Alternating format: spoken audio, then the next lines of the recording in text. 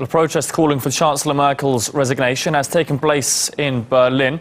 Supporters of the anti-refugee Alternative for Germany party are blaming Angela Merkel for Monday's massacre. They expressed anger over her open-door migrant policy and a lack of security in the country. That demonstration was countered by activists calling on people to support asylum seekers.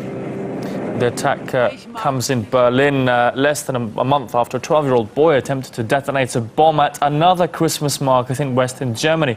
The boy was of Iraqi origin. He was reportedly radicalized and directed by Islamic State. His case has added to fears that youngsters are now being recruited by terrorists to carry out attacks in Europe.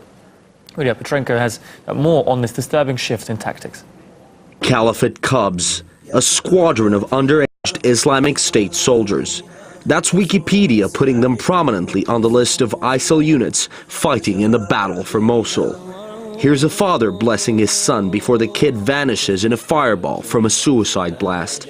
And this brainwashed 4-year-old just blew up a group of ISIL captives with a push of a button. Sickening, but no longer that shocking for Westerners, as long as it's happening somewhere in the deserts of Iraq or Syria.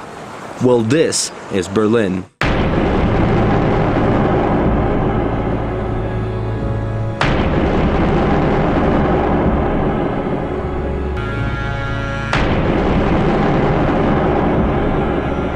What does it have to do with junior jihadists? That's a Christmas fair in another city, Ludwigshafen. It could have been turned into a bloodbath too, by a bomb allegedly put together by a 12-year-old ISIL sympathizer of Iraqi descent.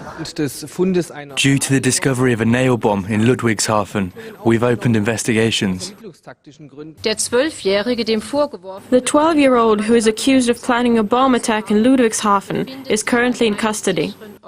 Last week, 10 teenagers were detained in Belgium over fears they were plotting terrorist attacks. Back to Germany, where earlier in Cologne, a Syrian migrant aged 16 was caught allegedly doing the same thing.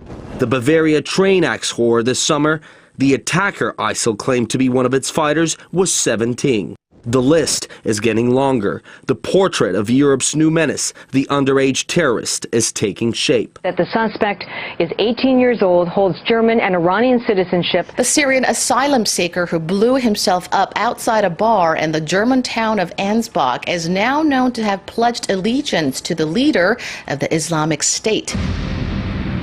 Teenage, coming from a refugee background or an actual asylum seeker.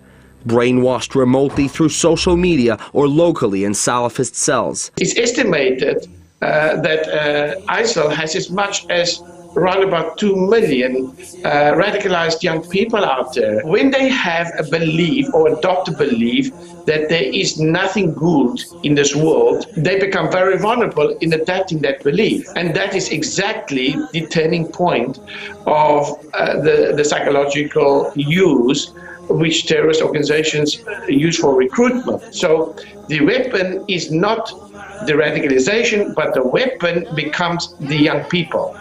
And the people becomes the weapon against the state. Do those who must be aware of the trend know enough to act preemptively?